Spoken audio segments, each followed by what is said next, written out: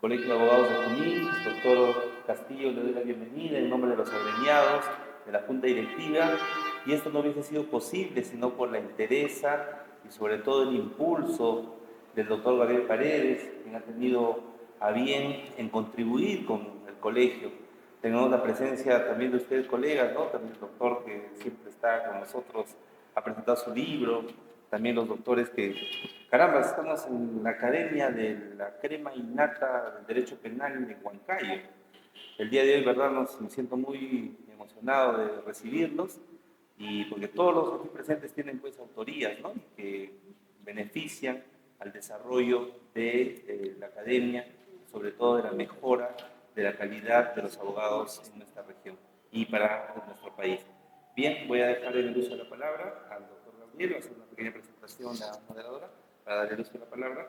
Y nuevamente, doctor Castillo, bienvenido y muy agradecido por su presentación el día de hoy. Gracias. Bien, doctor Gabriel Paredes, por favor.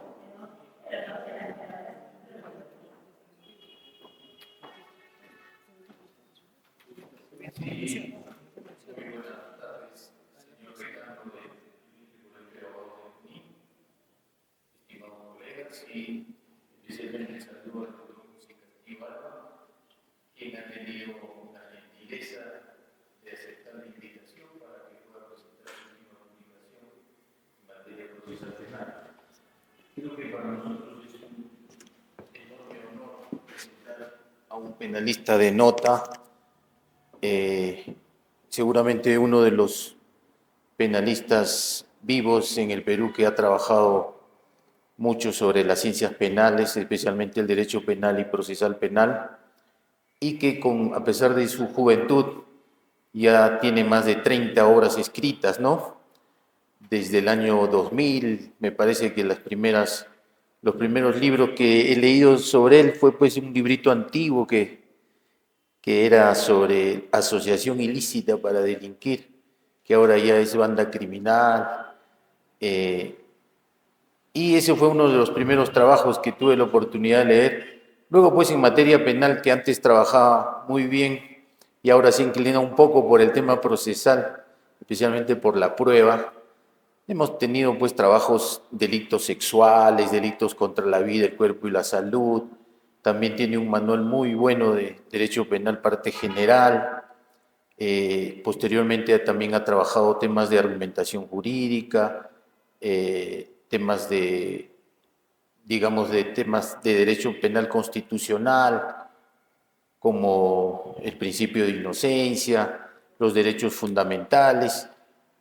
Y hace algunos años se ha inclinado mucho por el tema de la prueba, ¿no? El profesor Castillo Alba, pues, es exalumno egresado, ha obtenido el grado de abogado por la Universidad Nacional de Trujillo, ha tenido la suerte de ser alumno del gran maestro procesalista peruano Florencio Mixán Mas, a quien lo recuerda con mucho cariño por sus clases de lógica y lógica jurídica.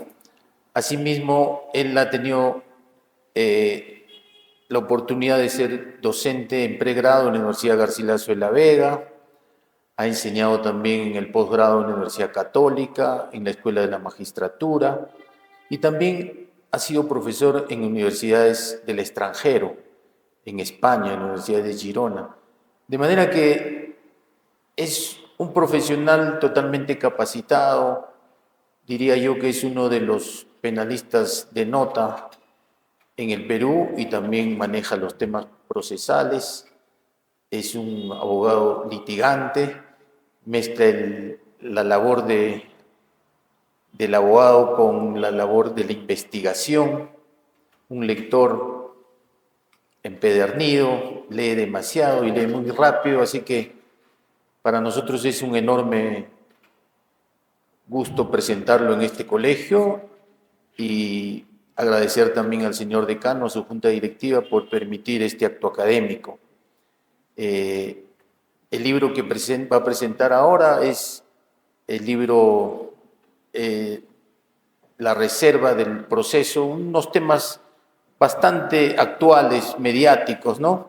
Relacionados con los procesos mediáticos, ¿no? Con la prensa, con las filtraciones que existen en el Ministerio Público sobre todo, y que nos hace pues repensar el tema de la reserva y el secreto del proceso penal, ¿no? De manera que, para no cansarlos, voy a dejar en el uso de la palabra a los colegas modeladores para iniciar este acto académico. Por favor, el doctor Luis Maigua va a modelar respecto a la presentación de este libro. Va a hacer una pequeña presentación para después dar paso al doctor Paulo Castro y finalmente escuchar a nuestro invitado de honor en la presentación de su libro. Muy amables.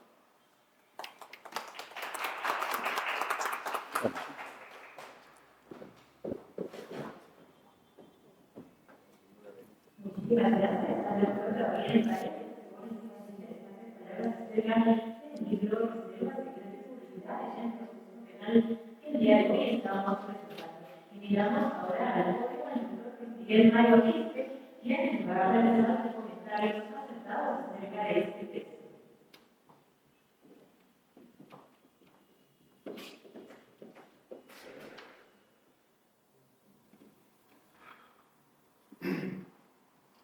Dándole la bienvenida al profesor la gentileza de visitar a Jaime, especialmente por los abogados, y a visitar los recientes trabajos que mezcla una colectánea de artículos y que lo denomina reserva, secreto y publicidad en el proceso penal. El profesor Castillo Alba, como ya lo dijo Gabriel Paredes, nos ha acostumbrado a entregarnos trabajos de alta calidad. Y si hay alguien en el Perú que ha formado el sistema integral del derecho penal, es Castillo Alba. Porque, como dijo Gabriel Paredes, tiene trabajos tanto de la parte general, de la parte especial, de procesal penal, vinculado ahora, más bien desde un punto de vista de la crítica al sistema procesal, yo diría que se encuentra dentro de los penalistas como Volta, que intenta reconfigurar el sistema integral del derecho penal. Esto es sin duda una de las pocas cualidades que tiene profesores en nuestro medio. Así que este libro lo recibimos con mucho cariño académico. El libro está compuesto con varios artículos, pero que tienen común denominador: planteamiento del problema, crítica del sistema procesal y algunas referencias importantes sobre lo que Castillo Alba habla del sistema procesal. Si hay algo también que es muy particular, es el primer capítulo, el primer título, que dice el proceso penal como pena, y luego denomina justamente la pena del banquillo. Y uno va leyendo y efectivamente puede darse con que hace una recopilación de mucha información que tiene una idea clara. Es decir, el proceso penal es un proceso que desgasta al humano, deshumaniza a la persona. Y esto es algo que desde la academia, desde el colegio de abogados, los profesores y sobre todo los que administran justicia penal deben cada vez ir reflexionando.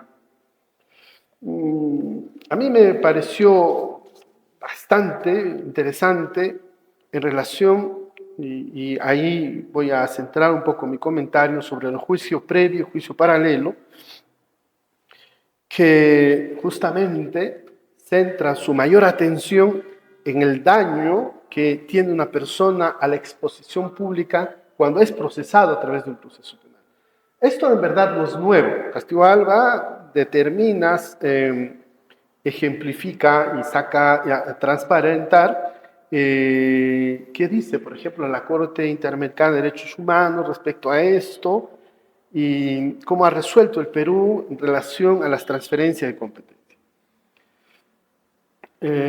Los juicios paralelos es evidente que generan daño a la persona que es sometida al proceso penal porque sobreexpone el comentario social sobre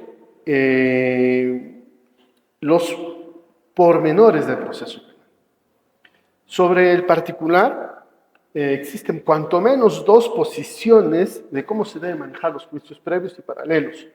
Alguna parte de la literatura procesal habla de que estos juicios paralelos son irrelevantes, ¿no? Y yo creo que ahí están el 99.9% de fiscales y jueces en el Perú, que no les interesa la consecuencia de la exposición del procesado ante el cuestionamiento perverso que además colabora desde la Administración de Justicia contra el imputado.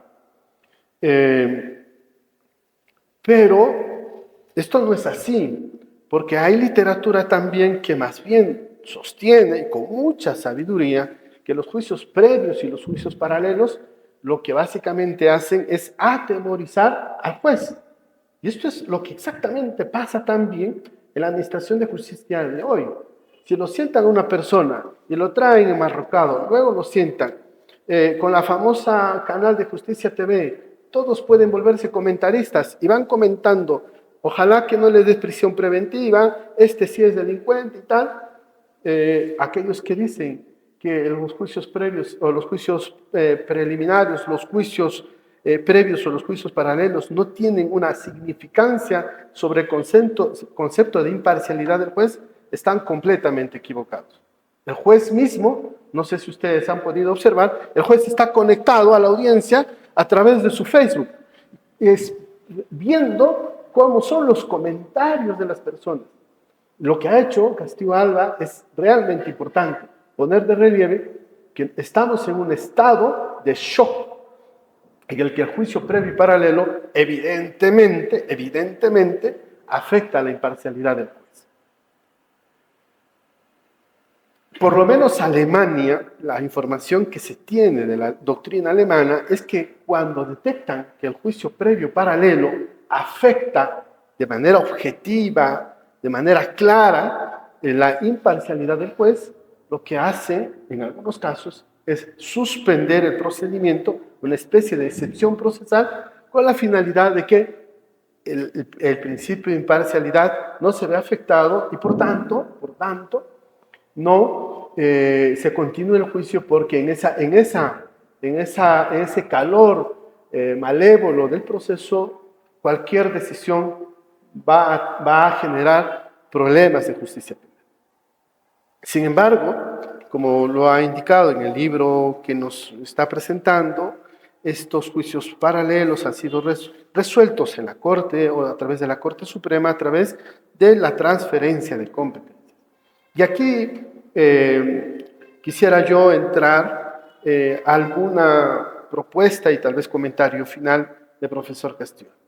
Ya hay alguna parte de la doctrina, la propuesta, por ejemplo, de Silva Sánchez, que sin ser procesalista también ingresó a esta materia, porque esto no solo ocurre en Perú, ocurre en Europa, ocurre en todas partes del mundo donde se hace justicia y a veces la justicia se sale de las manos, es que si la pena tiene que generar aflicción al sujeto y el juicio previo y paralelo genera esa aflicción, el juez debe de verificar que eso ha ocurrido con la finalidad de que cuando tenga que determinar judicialmente la pena, entienda que esta persona ha sufrido cierto daño que la pena consigo lleva. Digamos, en términos dogmáticos penales, la pena, si quiere causar aflicción, el imputado ya tuvo la aflicción y esa aflicción ya es parte de la exposición del juicio previo y paralelo. Con lo cual, podríamos resolver entre esas dos posiciones, una posición completamente que considera irrelevante el juicio previo y paralelo, que ocurriría muy a menudo en el Perú, o las posiciones extremistas, una excepción procesal que deba suspenderse el proceso y que más bien lo que podríamos hacer es desde la judicatura, un juez no legalista, no un juez completamente político, sino un juez de valoración, decir, pues esta persona que va a ser juzgada en el momento de la determinación judicial de la pena, atenuarle cuanto menos la pena, porque éste ya habría sido sometido a este juicio social público. Esta sería una propuesta teórica que desde el punto de vista del Código Penal no tendríamos una causal de atenuación, pero como el juez tiene que valorar a través de principios de humanidad de pruebas, a través de principio de proporcionalidad, evidentemente puede resolver esta controversia. Eso parece ser una solución que parece que podría ayudar, porque en el Perú tenemos la figura de la transferencia de competencia, que lo único que hace el juez, o por lo menos la transferencia de competencia, es sacar al ciudadano del lugar donde existe exposición pública. Pero hoy en día, donde la exposición pública no es de la sociedad, no son los vecinos, sino es a través de los medios de comunicación social, y como lo dice muy bien Castillo Alba, el periodismo y el necesario respeto a la presunción de inocencia no se cumple. Entonces parece ser que debemos poner alguna decisión, alguna solución a este conflicto que lamentablemente no podemos controlar. Y luego, el profesor Castillo Alba habla de muchos otros temas que están vinculados y lo pone de manera me parece, con mucha insinuación dogmática entre el derecho al secreto, a la investigación y luego la publicidad. Sobre este punto también quisiera resaltar que se tiene muy en claro y lo pone con mucha precisión que la reserva de investigación es quizá una de las formas de investigaciones más severas que existe en el sistema procesal penal, porque evidentemente a alguien que está siendo investigado en secreto se le ha recortado toda capacidad de respuesta frente a los actos de investigación. No existe sentencias, ni condenas, ni acusaciones contra jueces o magistrados que han permitido el exceso de la reserva de la investigación. Más allá de las decisiones jurisprudenciales que a través de algunas tutelas se llegó a la Corte Suprema para regular o para poner algunas formas de regulación, poner un coto en los actos de investigación, no hay una respuesta, digamos, que ponga finalmente en entredicho la legalidad de la actuación de los jueces y fiscales. Allí también me parece importante, quizá, que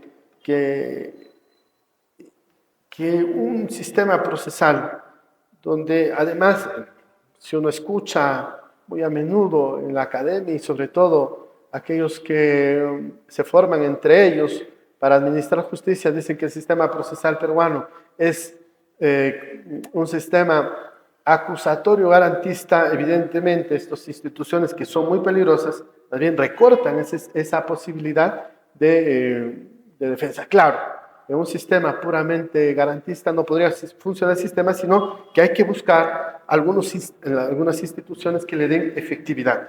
Pero me parece que también ahí el profesor Castillo Alba ha aportado lo que en ninguna otra bibliografía podemos encontrar. Bueno, y los demás artículos, porque contienen muchos artículos, son evidentemente compuestos no solo por jurisprudencia, doctrina, sino además por decisiones de la Corte Interamericana de Derechos Humanos, que finalmente es el que inspira un sistema procesal en el que cuanto menos se respete el proceso debido. Para nosotros es una alegría, profesor Castillo Alba, que haya compartido con la Academia Peruana un libro de tanta trascendencia que seguramente va a servir en la formación de los operadores de justicia, pero sobre todo debería calar en los que tienen en mano la justicia penal. Si la justicia penal no es una justicia penal donde se respete la dignidad de la persona humana, simplemente es una máquina que demuele carnes y que luego la sentencia absolutoria de nada sirve. Un prisionero preventivo que luego le dictan, después de 36 meses sale del penal y le dictan una sentencia absolutoria, es algo que es realmente, esto sería el contrasentido, cosas que están ocurriendo en el Perú. Sobre esto, con esto termino, también hay una propuesta interesante que para los presos preventivos y en relación al punto que trabaja el profesor Castillo Alba, que son las dilaciones indebidas, ya hay una propuesta bastante seria de la Academia de Barcelona en España de presentar un proyecto de ley para cuando la prisión preventiva se efectivice, cuanto menos la prisión preventiva valga 2 días de prisión efectiva cuando se ejecuta la pena privativa de libertad. Esto ayudaría a que no funcione como está funcionando la prisión preventiva. La prisión preventiva es un día de cárcel, es igual a un día de prisión preventiva. El preso preventivo es aquel que ha perdido la libertad antes de una condena, con lo cual una reforma del sistema procesal penal respecto a las dilaciones indebidas tendría que tener también un instrumento que regule la prisión preventiva. El preso preventivo no es exactamente el mismo que una persona que está cumpliendo una condena que ya tiene una finalidad de cumplimiento de pena.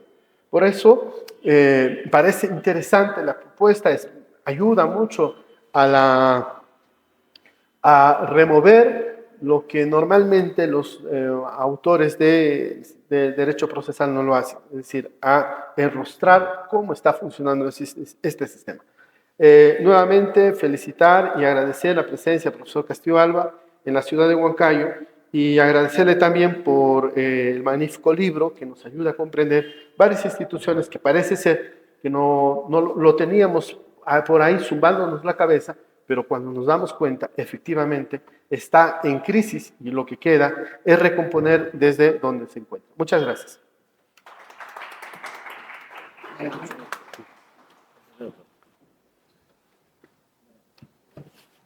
Muchísimas gracias al doctor Luis Miguel Mayor por su destacada participación. Invitamos ahora al segundo comentarista, el doctor Pablo César del Castro, por eso nos acompañe.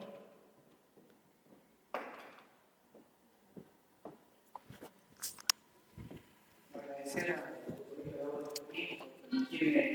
la oportunidad de comentar la obra del profesor Castillo Alba. Y como bien lo ha referido el colega que me ha antecedido, el doctor Maigua, este es un libro que finalmente nos trae a recordar principios y categorías del derecho procesal y el derecho penal constitucionalizado. Como bien lo han manifestado las personas que me han antecedido, el profesor Castillo Alba ha escrito bastante. Ha escrito mucho sobre el derecho penal puro y sobre el derecho procesal. Y en este libro se evidencia de manera categórica su gran aporte académico y la gran capacidad para disertar un tema que probablemente no ha sido tocado. Recuerdo que cuando revisaba el libro, manifestaba de manera muy concreta de que en la actualidad probablemente la reserva de la investigación y la publicidad del proceso penal es un principio y una garantía del derecho penal propiamente que finalmente no ha sido abordado como debe ser por los juristas nacionales. Acopia historia, bibliografía, antecedentes de autores clásicos como Carneluti, profesores españoles que evidentemente hace mención, Jairo Parra Quijano, hace mención en este caso a Palazzo, a Erskine Hauser, entre otros autores propiamente. Pero algo que probablemente a mí me llamó mucho la atención es cuando se pasa a un comentario y a una parte muy importante que quisiera darle lectura. En la página 209 del libro, él utiliza un símil relacionado en todo caso a la anatomía del ser humano respecto a lo que vendría a ser la condición del juzgador. Y nos dice el profesor de una manera muy alturada lo siguiente: en un proceso penal fundado en la Constitución, se requiere del juez de una virginidad cognitiva y una serenidad emotiva. La virginidad cognitiva exige que el juez no conozca los documentos procesales para evitar cualquier tipo de condicionamiento cognitivo que pueda formarse fuera y al margen del proceso adversarial. La serenidad, por otro lado, requiere que no concurran las conductas que sean capaces de ejercer cierta presión psicoemocional, más que cognitiva, sobre el juez. La serenidad acaba siendo una condición indispensable también en otros sujetos dotados de competencia para investigar el delito, como es el caso del Ministerio Público. Cuando yo revisé esta parte, hice en todo caso pues una referencia a lo que probablemente estudié en la universidad y lo que posteriormente estudié en todo caso ya en mi formación como profesional. Y entendí de manera categórica que es evidente que en la actualidad las redes sociales han generado pues un gran problema para la administración de justicia. Como bien lo mencionaba el anterior moderador, probablemente el juzgador se encuentra en todo caso pues a través de las redes sociales evidenciando lo que dirá el público. Y eso evidentemente es una situación que va contra estos dos estándares en los que hace mención el profesor Castillo Alba. El juzgador no debería dejarse llevar por lo que dice el público, sino simplemente resolver en mérito a lo que se evidencia en el expediente. Y definitivamente debería tener serenidad porque justamente nuestra legislación y sobre todo el país le ha dado la oportunidad de administrar justicia con conciencia y en apego a la ley. También es importante señalar que dentro de las categorías que el profesor manifiesta en esta magnífica obra, nos hace recordar que la reserva de la investigación es cierto, es una reserva de investigación evidentemente para los que vendrían a ser o tienen la condición de órgano investigador y probablemente las partes que recae la investigación. Pero también nos trae como contraposición doctrina autorizada como la portuguesa, en la cual se evidencia que evidentemente esta situación ya dejó de lado y ya no se habla de una reserva de investigación propiamente. Nos llama evidentemente a la reflexión, porque al hablar sobre la reflexión nos dice, ¿debemos mantener todavía una investigación reservada o debe ser pública como lo dice el juicio oral? Y luego de una gran clasificación de diversa doctrina, nos lleva a la conclusión de que de acuerdo a la categoría y al derecho peruano, la investigación sigue siendo reservada y en todo caso el juicio oral debe ser siendo público. Y la pregunta sería, ¿y por qué sigue siendo reservada? Y el profesor Castillo Alba nuevamente nos da los alcances de lo que probablemente nosotros hemos olvidado, las categorías del derecho constitucional. Por eso es importante esta obra, porque nos vuelve a llevar a los inicios de las carreras de todos los estudiantes, donde probablemente ni le prestan atención al derecho constitucional. Y nos dice, ¿por qué debe ser reservada? Porque debemos proteger el secreto, pero sobre todo, más que el secreto, la dignidad del hombre que está siendo investigado. Y esto trae a luz lo siguiente, la regla de la presunción de inocencia como tratamiento del investigado, es decir, debe ser tratado inocente mientras no se demuestre su culpabilidad. ¿Y por qué tiene que ser reservado y no publicitarse al margen de probablemente tener un juzgador que pueda ser timorato al emitir la decisión? Y el profesor Castillo Alba nuevamente nos responde esta hipótesis y nos dice, perfecto, tiene que ser reservado porque está en juego el honor, la imagen, la reputación, la inocencia y la libertad. Categorías que probablemente hoy los juzgadores mellan y se olvidan por completo cuando finalmente las investigaciones pasan a las luces de las cámaras y tenemos periodistas que finalmente emiten juicios de valor como si ellos fueran los que van a juzgar.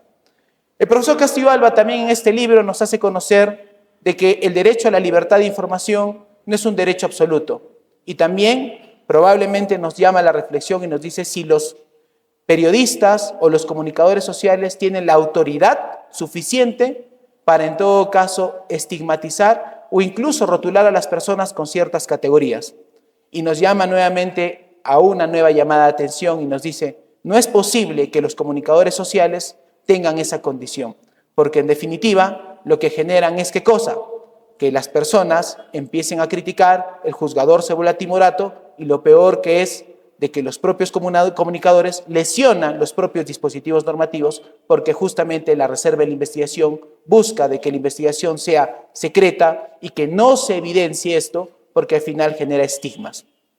Para mí ha sido grandioso volver a leer, en este caso, las páginas del profesor Castillo Alba, porque al final nos vuelve a retomar los inicios y los indicadores de que todo abogado debe tener, es decir, recordar que el derecho constitucional, el derecho procesal, el derecho penal deben siempre llevarse de la mano, porque si al final no tuviéramos una justicia constitucionalizada, pues lamentablemente tendríamos probablemente arbitrariedades judiciales. Otra cosa que también he podido evidenciar es que en esta obra el doctor no solamente cita doctrina, sino también jurisprudencia nacional y sobre todo extranjera, que nos llama y nos invita a la reflexión y a la modificación de los dispositivos normativos hoy vigentes. Nos dice que son dispositivos normativos que no han sido analizados. ¿Y quién más que Castillo Alba para darnos las ideas y decirnos, aquí estoy yo para darle las teorías y las categorías y entender esta institución. Profesor Castillo Alba, gracias por venir a Huancayo, gracias por darnos esta oportunidad de tener un nuevo libro en la biblioteca y poder revisarlo y tener en cuenta sus nuevas ideas y sus nuevas apreciaciones. Para Huancayo y para todo el país y sobre todo para todo el mundo, el aporte que usted nos da con estas páginas es fabuloso porque finalmente nos hace entender de que no debemos olvidar que el investigado tiene derechos y la Constitución lo protege. Muchas gracias.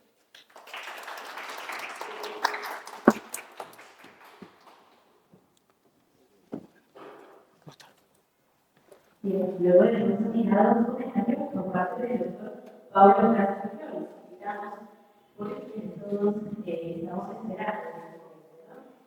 Hacemos utilización de la nuestro vista, toda la que nos puede acompañar en el podio, es más indicado para poder presentarnos su obra.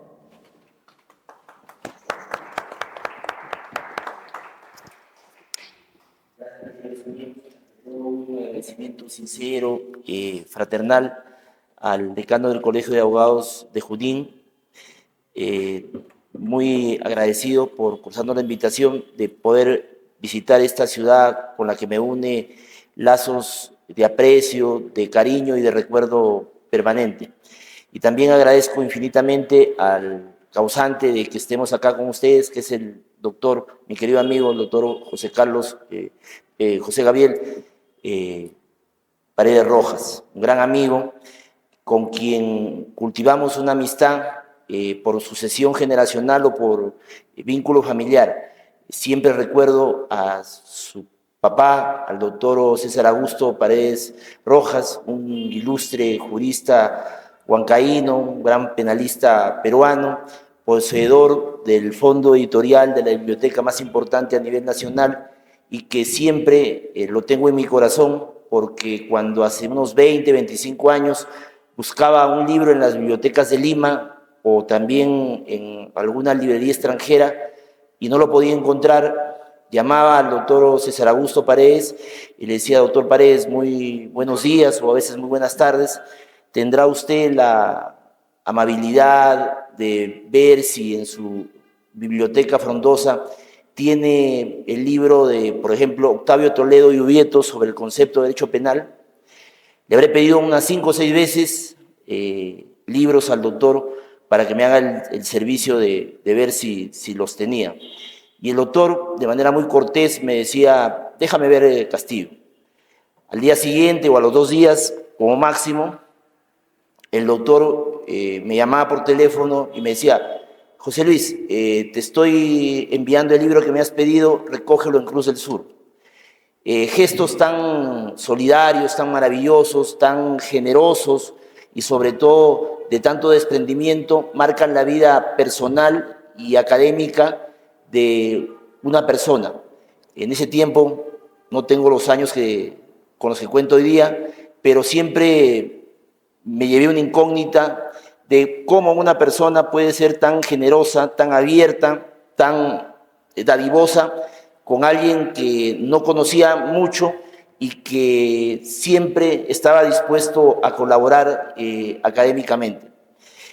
Creo también necesario rendir un tributo a la memoria del doctor Paredes, que lamentablemente nos ha dejado recientemente desde el punto de vista físico, pero sus recuerdos, sus enseñanzas, su legado, sus enseñanzas tanto personales, familiares y académicas, todos los tenemos presentes. Y qué gusto que sus discípulos, el doctor Maiwa, el doctor Castro y también José Gabriel, su hijo, nos acompañe en este evento, que no solo es la presentación de mi libro, sino es el reconocimiento a un jurista peruano de mucha talla, de mucho nivel, de mucho rigor y de un desprendimiento descomunal. Solo una persona verdaderamente humanista, una persona con formación, es capaz de poder no solamente transmitir conocimientos, sino ser generoso en la entrega física de obras. Agradezco también a los comentaristas de mi trabajo y que me hacen generar algunas reflexiones. Pero primero, una confesión, ya pública, pero es necesario sincerarla.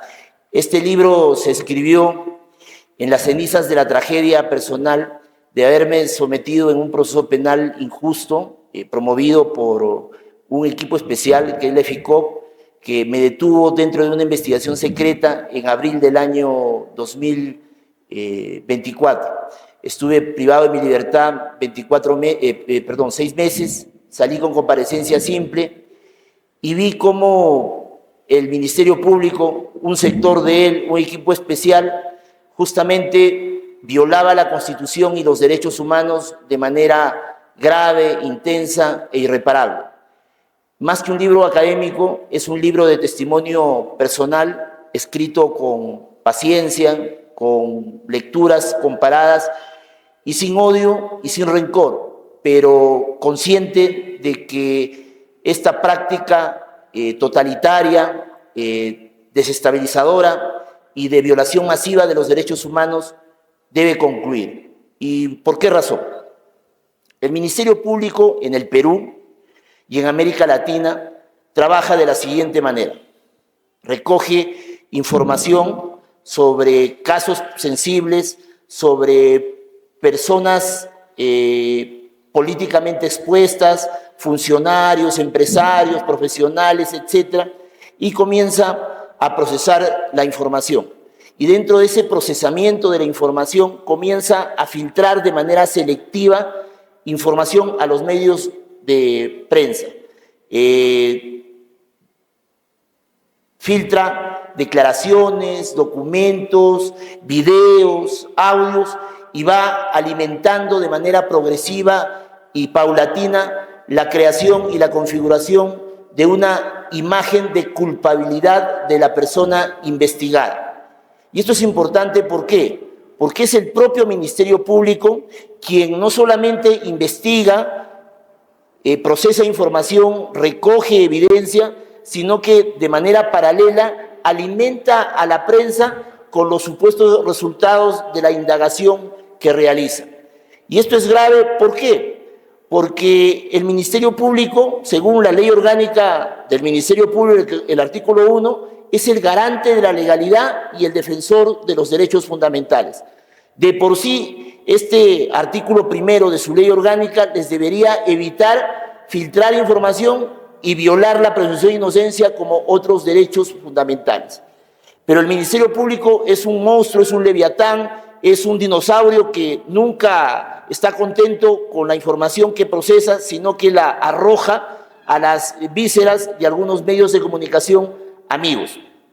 Y se va creando lo que yo denomino una corrupción periodística, porque el Ministerio Público entrega información y a cambio les dice a los periodistas a quienes entrega esta información que consoliden sus casos, que presenten información de una determinada manera y les hagan la fama explícita o implícitamente de fiscales o policías investigadores, implacables, rigurosos, que no se casan con nadie. Y esto es muy relevante. ¿Por qué? Porque las filtraciones no vienen de los periodistas, sino que ellos son receptores, agentes pasivos de filtraciones de los propios garantes de la legalidad, de los propios fiscales. Y acá viene una cuestión muy importante que creo que es necesario destacar. En el caso Escher contra Brasil y en el caso Tristán Donoso contra Panamá, la Corte Interamericana de Derechos Humanos condenó a Brasil y a Panamá por la filtración de determinados audios o escuchas telefónicas que habían sido autorizadas, en el caso de Escher, por autoridades judiciales. Y como esa filtración no había tenido ningún tipo de control, ni había tenido algún tipo de investigación para determinar cómo información confidencial, reservada, que afecta a la reputación y la presunción de inocencia de las personas involucradas, la Corte Interamericana condenó a Brasil por no haber hecho nada, por haber permitido una situación de impunidad respecto a las filtraciones de información que se entiende tiene que ver con la vida privada y la vida íntima de las personas. Asimismo, en el caso Kimper contra Perú, el Tribunal Constitucional en el año 2010, sobre la base de los precedentes de la Corte Interamericana, ordena una investigación para que se determine cómo los audios y la información del caso Petroperú llegó a manos de la prensa. Los resultados, cero. Además, en el derecho latinoamericano tenemos como antecedente que la Corte Suprema Argentina, el año 2018 y 2019, emitió comunicados y pidió investigaciones severas cuando los fiscales encargados de investigar la corrupción del gobierno de Néstor Kirchner habían logrado autorizaciones y escuchas legales para monitorear las conversaciones que tenían los exfuncionarios o los empresarios ligados al presidente Kirchner y que estaban recluidos en algunos penales de Argentina. Los fiscales, como los fiscales peruanos, filtraron la información a la prensa y comenzó a generarse una situación de imágenes de culpabilidad y de que estas personas tenían gollerías en las cárceles cuando en realidad estaban ejerciendo su derecho a la libertad de comunicación, porque se había verificado que todas las llamadas se hacían desde los penales. ¿Qué hizo la Corte Suprema Argentina? Dijo que esta situación atentaba contra los derechos fundamentales y pidió a la Procuraduría Pública, como también al Ministerio Público, investigaciones severas para que se encuentre a los responsables, se los procese y se los castigue de manera ejemplar. De manera repentina, en 2 o 3 días desaparecieron de la prensa los audios, nunca más se filtró una información. En cambio, en el Perú, que estamos en el terreno del no derecho, en el terreno de la absoluta anomia, no hay ningún fiscal destituido o sancionado penalmente por las filtraciones a la prensa, en donde lo que existe es una violación sistemática a los derechos humanos. Y acá quiero ser bastante claro para que no se piense que exagero. ¿Qué ocurre? Los delitos contra los derechos humanos o la violación de los derechos humanos no proviene del genocidio, no proviene solo de las desapariciones forzadas, no depende solo de las ejecuciones extrajudiciales, de las torturas, de las graves violaciones a los derechos humanos. También hay violaciones sistemáticas de derechos fundamentales cuando los órganos tutelares de la Administración de Justicia, que tienen la obligación de guardar reserva de la investigación y no filtrar información, como son muchos fiscales en el Perú y América Latina, filtran, entregan de manera gratuita o condicionado a que haya una retribución periodística de fama, de respeto, de consolidación de los casos, a medios de comunicación o a determinados periodistas, documentos, actuaciones o diligencias de investigaciones que son, por lo menos, como regla constitucional y convencional, reservadas. Y digo que hay una masiva violación sistemática de los derechos fundamentales porque estamos rebalsados de información. Estamos acostumbrados a que en el Perú no nos enteramos por Justicia TV de lo que ocurre. Vaya a saber si es permisible lo que hace Justicia TV, violando el artículo 139.1 del Código Procesal Penal, que establece que todas las actuaciones procesales en la investigación preparatoria son reservadas. Entonces, ¿qué hace el Poder Judicial? Difundiendo diligencias que deben ser reservadas. ¿Cómo un juez que permite que una audiencia de investigación preparatoria o etapa intermedia se difunda puede garantizar los derechos fundamentales si él es quien los viola? Regresando al tema, hay una violación sistemática porque determinados equipos especiales se han, más que especializado en investigar, se han especializado en filtrar. Y en todos los casos hay entregas sistemáticas, concretas, a determinados periodistas y medios de comunicación. Si nosotros realmente viviéramos en un estado de derechos fundamentales o un estado de derechos humanos, estos hechos tendrían que ser no solamente dilucidados en procesos penales, en procesos constitucionales, sino también en investigaciones disciplinarias, porque todo fiscal que viola la reserva de la investigación, primero comete infracciones disciplinarias muy graves que son causales de destitución, debido a que todo fiscal tiene la obligación de guardar reserva de los casos que lleva como encargado de investigar el delito. Y también comete el delito de violación al secreto profesional, porque como fiscal, como funcionario público, como abogado del Estado encargado de investigar los presuntos hechos delictivos, tiene la obligación profesional de guardar el secreto. Él no puede difundir, él no puede entregar a la prensa. Y seamos honestos. ¿Cómo en el Perú podemos permitir que haya fiscales delincuentes que digan que luchan contra la corrupción cuando ellos son los primeros violadores de la ley y los violadores sistemáticos de derechos fundamentales? Por ejemplo, creamos falsos ídolos. El doctor José Domingo Pérez, y lo voy a decir sin ningún tipo de problema, ¿no? Tu fiscal, mi fiscal, nuestro fiscal. Nadie como él, ni tampoco como la doctora Marita Barreto, han filtrado de manera sistemática información en tiempo real a determinados medios de comunicación, violando no solamente la presunción de inocencia, sino incurriendo en una violación sistemática de derechos fundamentales. A alguno de nosotros nos puede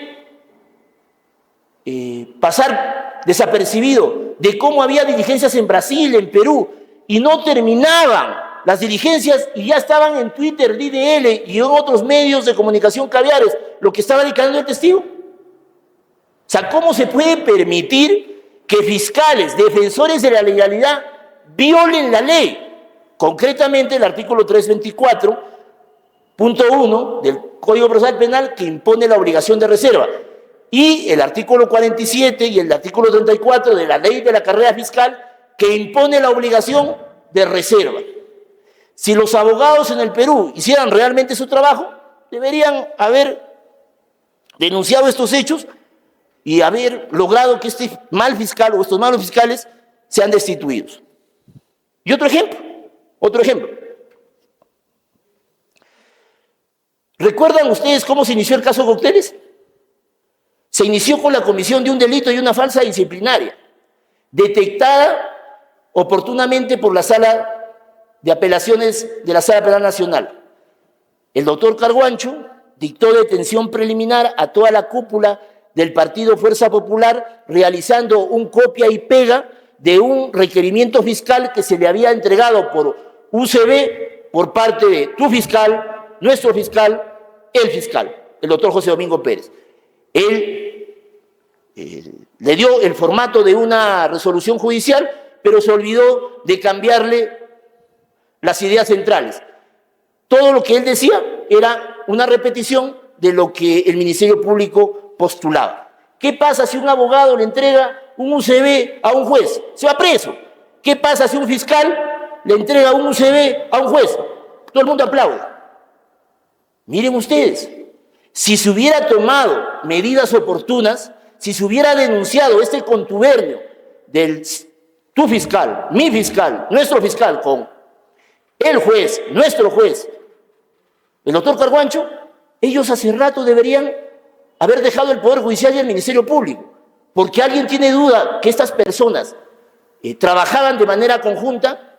¿Cómo un juez puede conservar el principio de imparcialidad si se vende a una de las partes, si permite que una de las partes le entregue un UCB y con ese UCB elabora una resolución judicial que determina que las personas, más de 10, vayan a la cárcel? ¿Y qué hace la Sala de Apelaciones?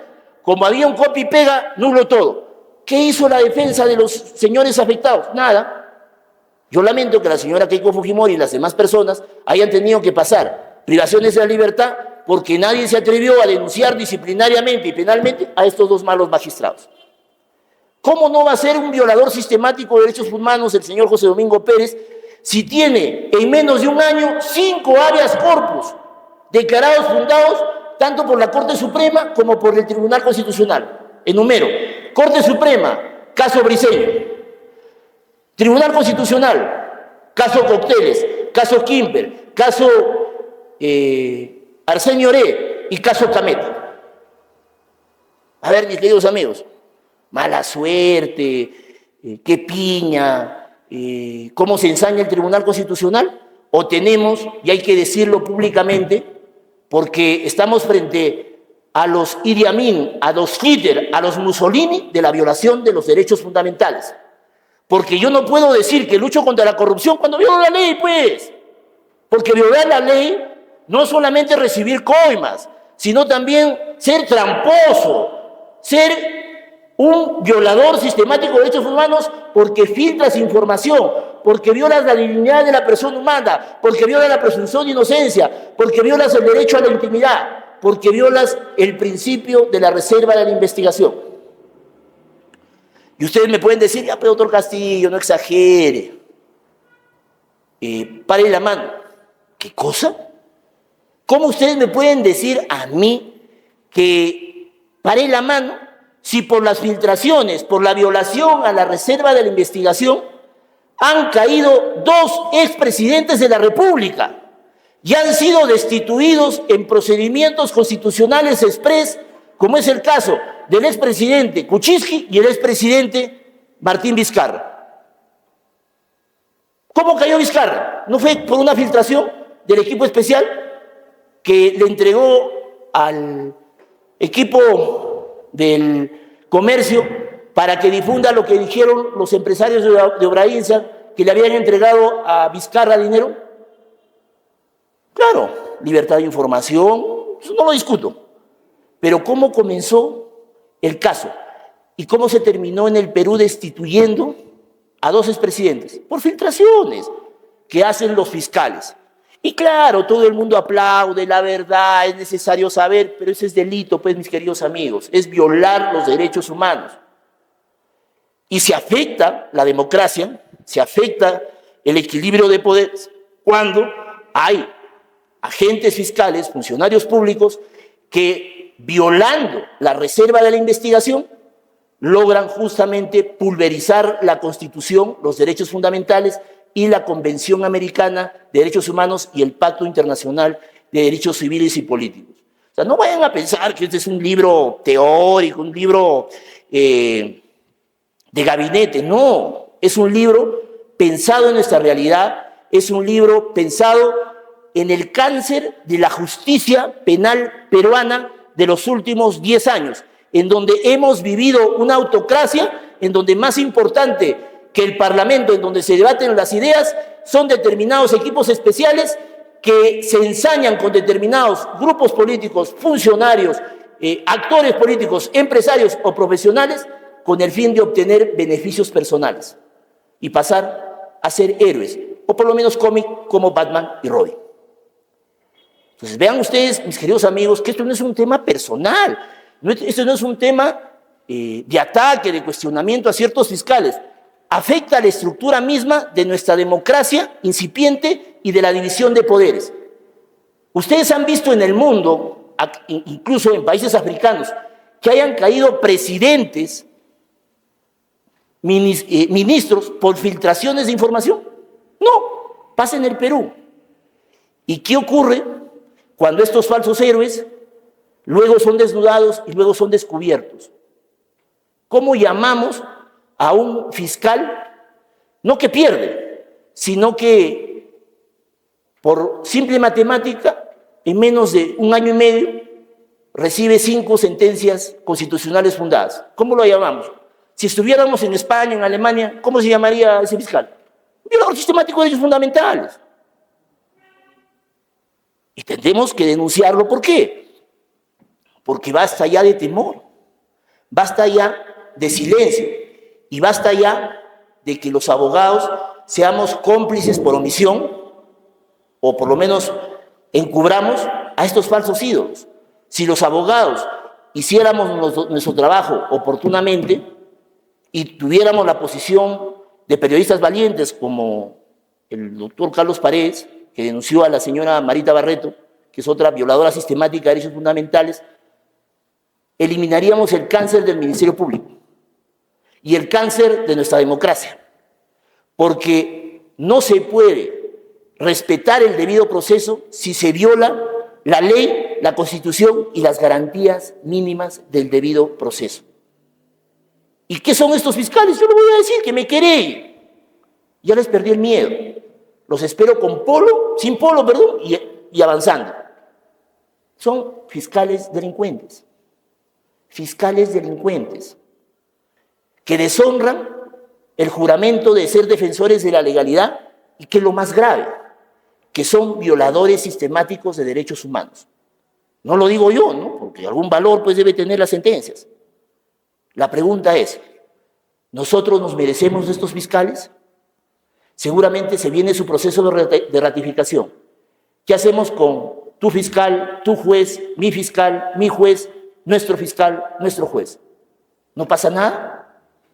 Que sigan ejerciendo, que esperen la próxima telenovela, el próximo equipo especial o el próximo caso para seguir filtrando información. Pero la filtración de información, jurídicamente hablando, supone la violación de derechos fundamentales, la comisión de delitos, el delito de secreto profesional y también de faltas disciplinarias. Lamentablemente, hay una absoluta impunidad en el sistema de control del Ministerio Público y del Poder Judicial para castigar ejemplar y severamente a los malos fiscales. La realidad que acabo de escribir es la que inspira materialmente el libro que hemos escrito. Y el capítulo principal, que es el de la tragedia personal, el que tiene que ver con el secreto de la investigación.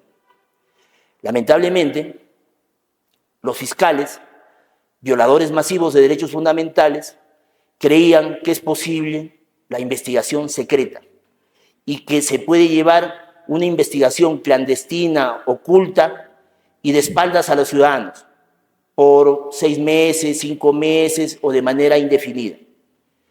Una investigación secreta se encuentra proscrita por la Corte Interamericana de Derechos Humanos. En el caso Palamara y Ribarde contra Chile, la Corte Interamericana estableció que una investigación secreta o el secreto del sumario es contrario a la Convención Americana de Derechos Humanos. La Corte Interamericana evolucionó y en el caso Barreto Leiva, en el caso Rodríguez Rebodio, estableció una morigeración. Solo se permite el secreto de algunas diligencias. Y el derecho peruano, el Código Procesal Penal, se afilia a una concepción no amplia, sino restringida del secreto de la investigación, según las opciones que ofrece el derecho comparado.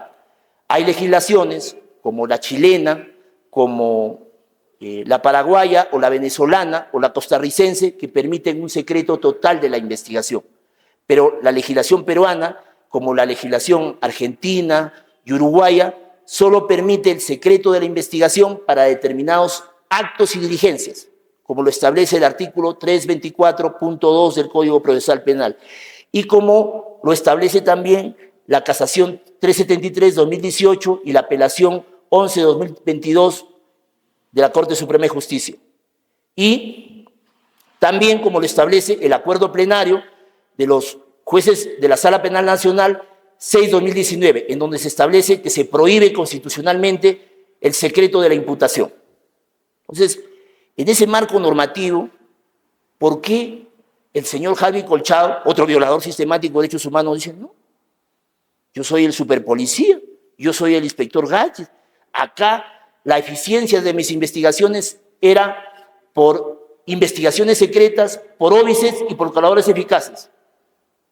Qué pena que un ex coronel, que además es abogado, no sepa que el artículo 324.2 del Código Procesal Penal prohíbe las investigaciones secretas y solo autoriza el secreto parcial de determinados documentos y diligencias y el secreto limitado en el tiempo por 20 días, prorrogable por otros 20 días mediante autorización judicial del secreto de la investigación.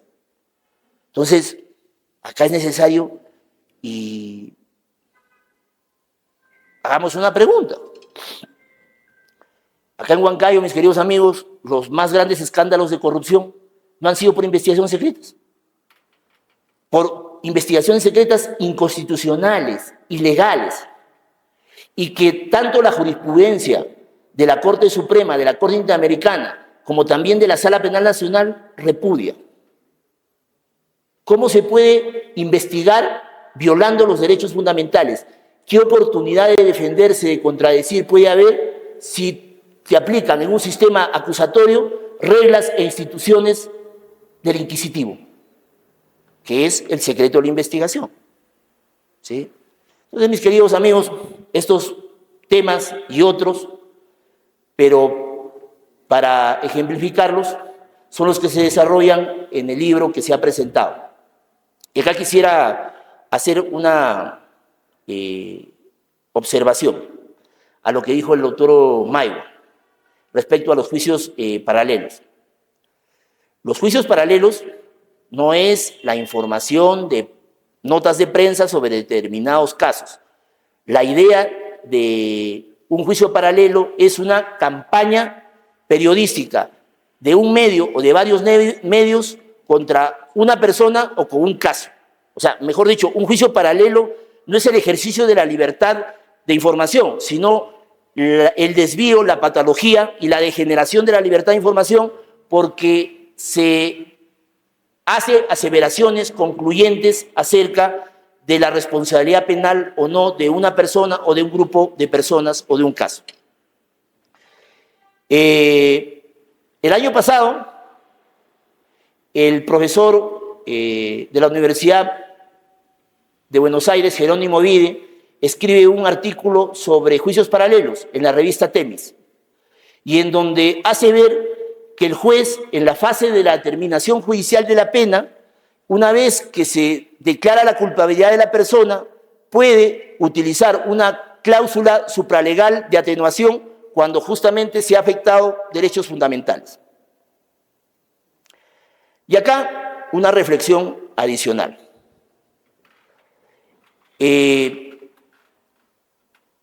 Yo soy una persona pragmática, con cierta formación jurídica, pero creo que, y es necesario decirlo por primera vez en Huancayo, que todo fiscal que requiere en el Perú y todo juez que impone en el Perú una prisión preventiva es un violador sistemático de los derechos fundamentales, porque la sentencia del Tribunal Constitucional, que todavía sigue vigente hasta 2030, establece que hay un estado de cosas inconstitucional respecto a los estados de la prisión, de los establecimientos penitenciarios o las cárceles que dirige el INPE, porque hay sobrepoblación, hay hacinamiento, no hay servicios mínimos y constituyen actos de tortura. ¿Cómo, si hay una declaración de inconstitucionalidad en su máximo grado, como es la declaración de un estado de cosas, los jueces pueden ir dictando, igual que los fiscales, pidiendo prisiones preventivas de manera permanente o industrial cuando las cárceles son centros de tortura, campos de concentración?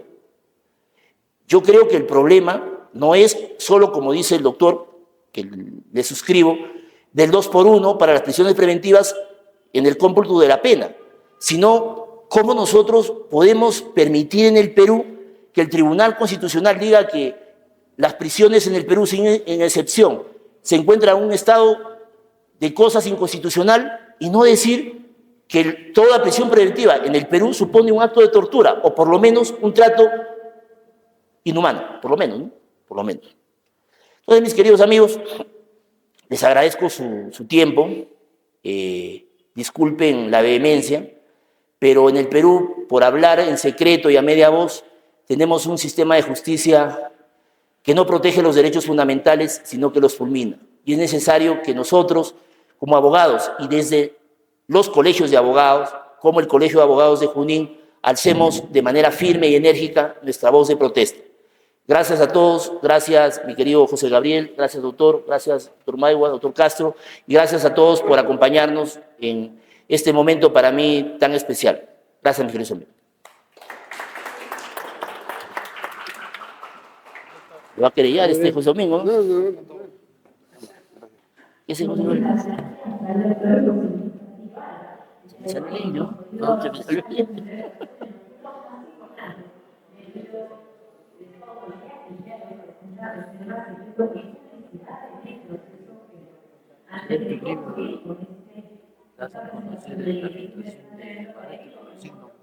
No, sin nombrarlo. Y a Carlos también nos citas, pero sin nombrar. Sin nombrarlo. ¿Alguna pregunta por parte del público? Estamos atentos. Tal vez para el autor del doctor José Luis Castillo o del funcionario para los medios comunitarios. Pero la incógnita es el momento estimado.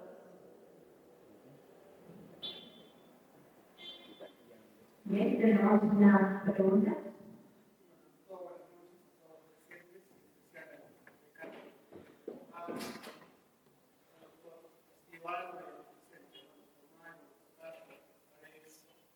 Creo que la reflexión es un tema tan actual como la cepa de la investigación, nos hacen pensar el tema mismo de la justicia penal, cómo está pegando en nuestro país. El doctor Castillo Alba nos ha dicho con vehemencia, como dice, que actualmente tenemos un sistema judicial disminuido funcionalmente. Y esto nos lleva a pensar en el sentido de que nosotros como abogados, como academia, ¿qué es lo que podemos plantear? Yo creo que se debe estructurar ciertos planteamientos desde la academia penal para poder también compartir el tema individualizado de la prensa. Muchas veces la población, la ciudadanía en general, se deja guiar, obviamente, por medios de comunicación, pero también es labor de la academia plantear también respuestas a estos cosas, ¿no? Que no se hablan en la prensa o no se hablan a nivel nacional y general. Fuera de ello, felicito al doctor por esa incansable labor de jurista a través de todas las investigaciones que ha hecho hasta ahora. Recuerdo hace años, ¿no? Libros como el delito de corrupción, las garantías mínimas del debido proceso, entre otras obras muy importantes. Mi pregunta va más en el tema de la investigación. ¿Cuáles son, tal vez, las recomendaciones o las sugerencias o cuál es su estilo en el tema de redactar altos libros que, para la redundancia, pues son obras maestras, muchas de ellas que quedan pues perennes para todo jurista, para toda la labor académica que uno hace dentro del proceso penal? Eso sería mi único interrogante. Gracias. Gracias. Le agradezco al doctor. Le voy a responder lo último. Yo escribo para calmarme, ¿no? Para tranquilizarme. Yo soy hiperactivo y necesito una tarea, una actividad que me dé tranquilidad. Y normalmente mis únicos antídotos es la lectura y escribir, ¿no? Y creo que como abogados, independientes si somos o no profesores, o somos investigadores jurídicos nómades, sin universidad, sin facultad de derecho que nos cobije, pero nos debemos al Perú, al país, y a plantear algunas soluciones jurídicas para problemas sociales endémicos, ¿no? Yo en el libro, y José Gabriel me lo acaba de hacer notar, no he sido muy claro en determinados personajes, en determinados casos, pero es un libro que trata de responder a la degeneración máxima, a la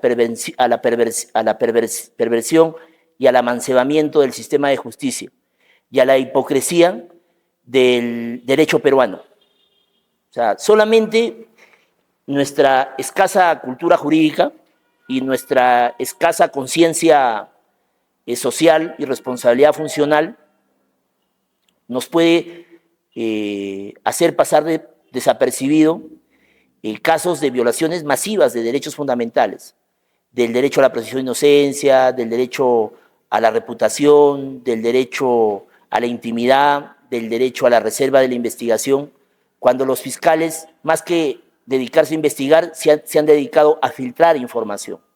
Y así han hecho la construcción de su carrera y de la escalera hacia determinados puntos de éxito profesional.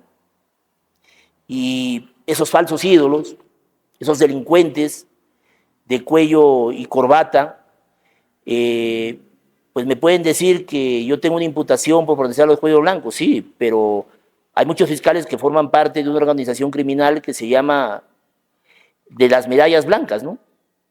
Porque ellos se han encargado de distorsionar por completo el sistema de justicia peruano. Y el sistema de justicia peruano ha tenido respuestas tardías, lentas y paquidérmicas. Yo les hago una pregunta. ¿Cómo un sistema de justicia racional en el mundo puede demorarse 10 años en determinar que se ha violado el principio de legalidad y que los hechos por los cuales investigado, procesado y llevado a la cárcel a un grupo de personas es atípico? O sea, ¿no les parece que hay un problema grave en el derecho peruano? O sea, ¿cómo podemos premiar al asesino a sueldo?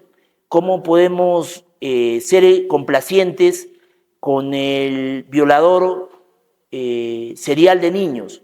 ¿Cómo podemos quedarnos callados y aplaudir a los violadores sistemáticos de derechos fundamentales, a los que hacen de su profesión y oficio un ejercicio de piromanía jurídica?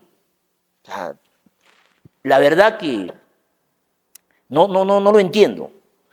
Y dentro de esa exorcización personal, esa ayahuasca jurídica que uno a veces se tiene que someter, pues tiene que escribir libros con ropaje académico, con materiales tanto nacionales y extranjeros, pero sobre todo para criticar la realidad cruenta que nos ha tocado vivir a todos como peruanos. Y hemos asistido como testigos silenciosos, mudos e impávidos. Yo les cuento una anécdota, ¿no? Cuando estalla el caso Cocteles, cuando detienen a los miembros de Fuerza Popular, por supuesto, yo soy antifujimorista, lo tengo que señalar, convertido, por supuesto. Yo me encuentro con dos abogados que veían el caso Cocteles y ya se había conocido el pronunciamiento de la sala de que había declarado nula la detención preliminar por el copia y pega. Y yo a estos dos amigos, cada uno por su lado y de manera individual, les digo, oye, pero quejen al fiscal, quejen al juez.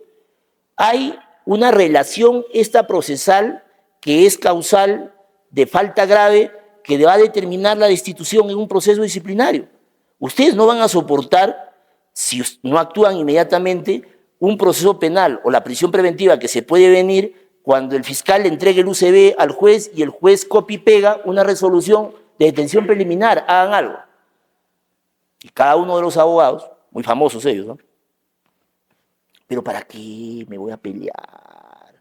No, tenemos que estar concentrados en la defensa. Los miré y dije, bueno, miren el costo. ¿Qué se tiene que hacer? Hay que ser valientes. Los fiscales no son dioses. Los fiscales se equivocan y muchos de ellos violan la ley de manera sistemática. Y cuando pierden salen a llorar.